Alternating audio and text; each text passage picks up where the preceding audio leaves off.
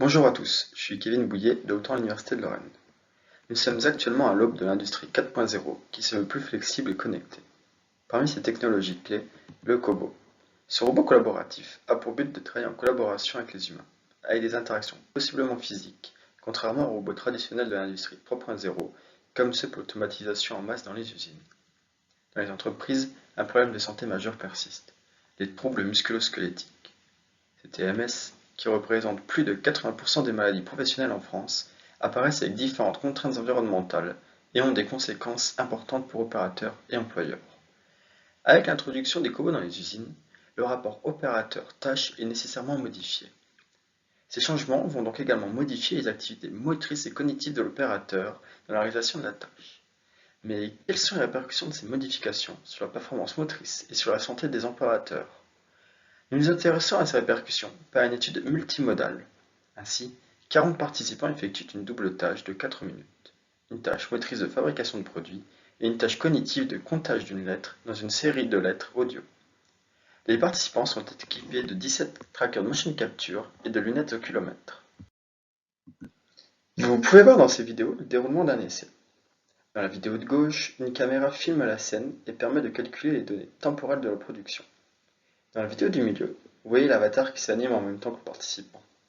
Par la motion capture, nous pouvons évaluer le comportement biomécanique de l'opérateur. Enfin, la vidéo de droite correspond à la scène visuelle du participant. L'oculomètre nous permet aussi d'évaluer le comportement attentionnel du participant. Les expérimentations ont débuté récemment avec 10 participants passés. Des résultats préliminaires pourront vous être présentés et discutés en même temps que le poster si vous venez me voir.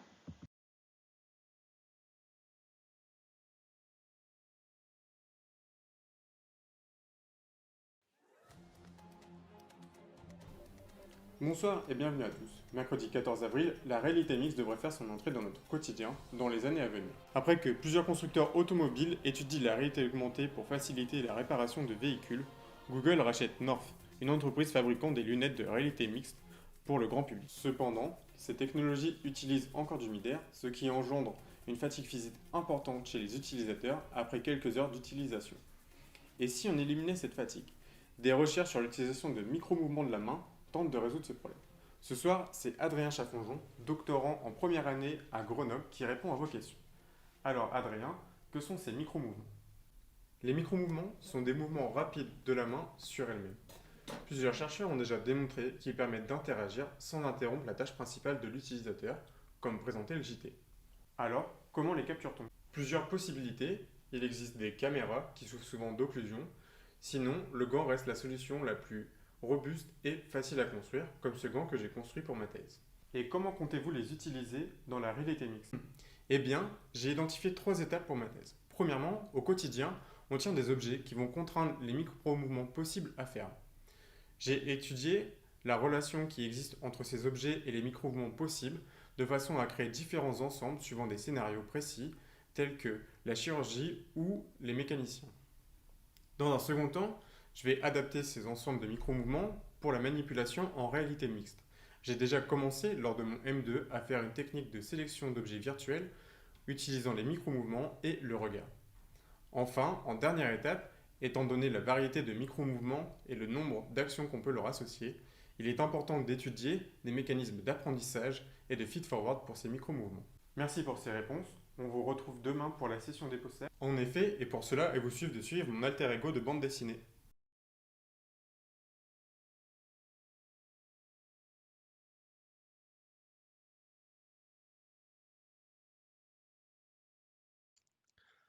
Dans un contexte d'évolution industrielle, de réorganisation des moyens de production et d'un besoin d'agilité, il est important de pouvoir adapter les outils d'apprentissage au changement de la chaîne de production. Ma thèse est une thèse CIFRE réalisée en partenariat avec ELM Leblanc, ETI française, filiale du groupe Bosch, spécialisée dans la conception et la fabrication de confort thermique. Elle possède 2 usines en France, une à Drancy et une à Saint-Égonec. ELM Leblanc est confronté à un problème de saisonnalité des besoins en formation des opérateurs. Durant la saison haute, il faut former rapidement des opérateurs intérimaires. Durant la saison basse, il faut développer la polyvalence des opérateurs. Pour répondre à cette problématique, le projet Ironman a été lancé en 2018, avec pour enjeu la formation des opérateurs en temps réel sur les postes de travail grâce à la réalité augmentée. Ma thèse porte sur la modélisation des postes de travail en 3D. Ces modélisations serviront de support pour la création d'instructions en RA.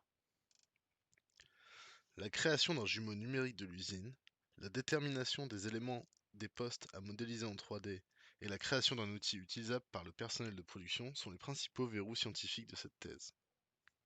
L'objectif final est de permettre aux opérateurs de modéliser rapidement et facilement des postes de travail en 3D. Dans cet exemple, on représente le bac de composants à l'aide d'une représentation 3D du composant qu'il contient, placé là où se trouve le bac.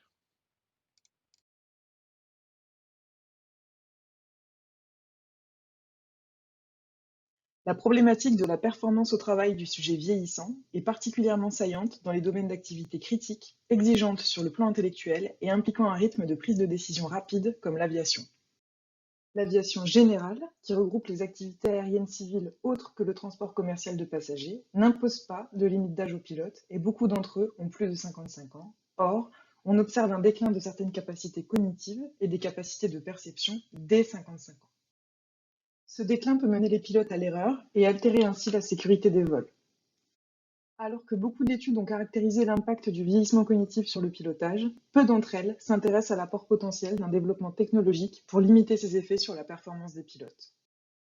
Ces travaux se proposent d'étudier différentes solutions d'assistance au travers d'une démarche de conception centrée utilisateur et s'articulent autour de deux axes de réflexion, la baisse des capacités attentionnelles du pilote et le déclin cognitif lié à l'âge. Pour soutenir le pilote dans cette tâche attentionnelle, nous nous intéressons à la problématique des alarmes présentes dans le cockpit et proposons de répondre à la question suivante: quelle modalité d'alarme, pour quel pilote et sous quelles conditions? Pour répondre à cette question, nous procéderons à des tests utilisateurs. Nous proposons de faire tester différentes modalités d'alarme aux pilotes et d'étudier notamment leur activité cérébrale au moyen d'un dispositif alliant électroencéphalographie et spectroscopie proche infrarouge. Pour étudier la problématique de la cognition, nous nous proposons de répondre à la question suivante: quels outils permettent de soutenir le pilote lorsqu'il doit noter ou mémoriser des informations? Pour répondre à cette question, nous avons mené des interviews et conduit des brainstorming qui nous ont permis de produire un prototype fonctionnel d'assistance en vol. Nous avons ensuite fait tester ce prototype par des pilotes sur un simulateur de vol. Si ces travaux vous intéressent, nous serons heureux de répondre à vos questions autour de notre.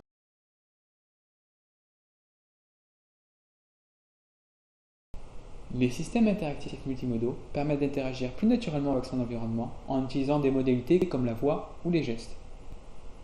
Les premiers systèmes multimodaux interagissaient avec les utilisateurs dans des espaces restreints et souvent entièrement définis dès la conception.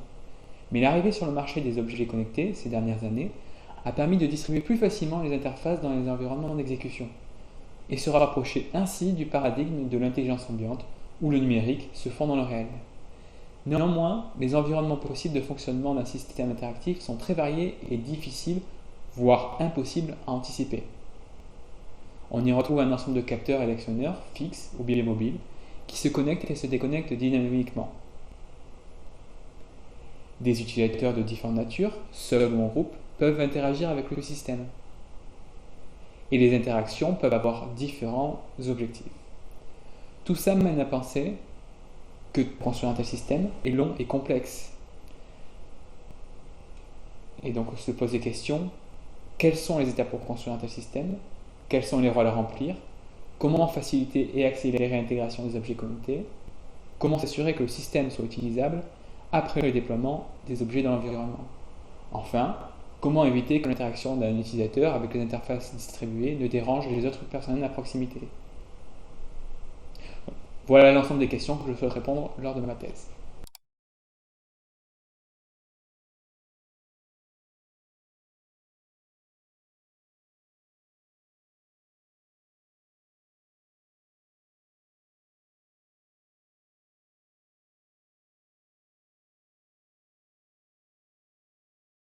L'évolution du cockpit des avions commerciaux n'a cessé d'évoluer depuis les années 50.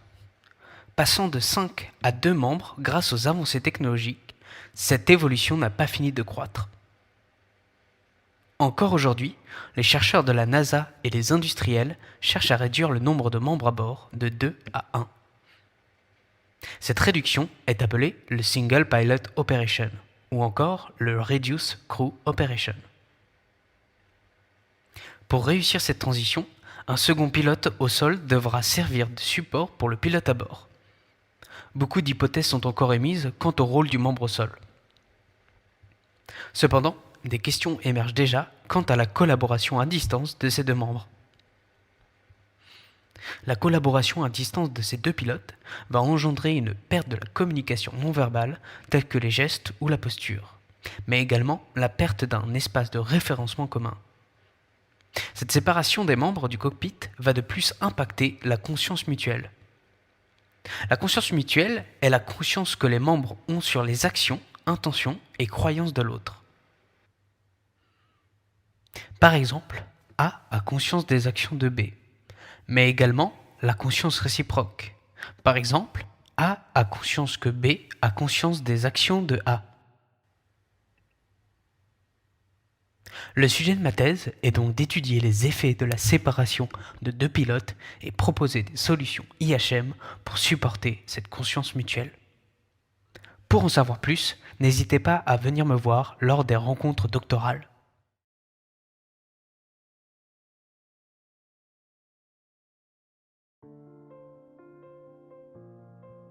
Dans notre vie quotidienne et en tant qu'utilisateur, on se sert de plusieurs types de périphériques. Chaque périphérique diffère de l'autre selon le contexte dans lequel il sera utilisé. Afin d'assurer cette interaction, plusieurs types d'interfaces sont utilisés. Parmi ces interfaces, on retrouve ce qu'on appelle des interfaces à base de tuiles. Dans ce type d'interface, chaque tuile représente un rectangle donnant accès aux données et aux applications. Dans la version classique de ces interfaces, la disposition des tuiles et leur contenu sont laissés à la charge de l'utilisateur. Le but de ce travail de recherche est de soulager l'utilisateur de cette tâche en permettant une répartition intelligente des tuiles par rapport à leur contenu, à l'utilisateur, à ses activités et à toute contrainte extérieure permettant de rendre cette interface la plus adaptée possible. Afin d'augmenter l'utilisabilité de ces interfaces, l'élaboration d'une bonne hiérarchie visuelle s'est avérée nécessaire. Ceci nous a conduit à adapter des lois et des techniques issues de la théorie de la perception. Nous avons tout d'abord étudié les lois de la Gestalt ainsi que la possibilité de leur implémentation. Puis nous avons exploré les différents schémas hiérarchiques issus des études de suivi du regard. On peut citer, à titre d'exemple, le F-pattern. Comme dernière étape, nous avons proposé une formulation mathématique ainsi que plusieurs algorithmes pour résoudre ce problème, en se basant sur les méthodes de l'optimisation combinatoire.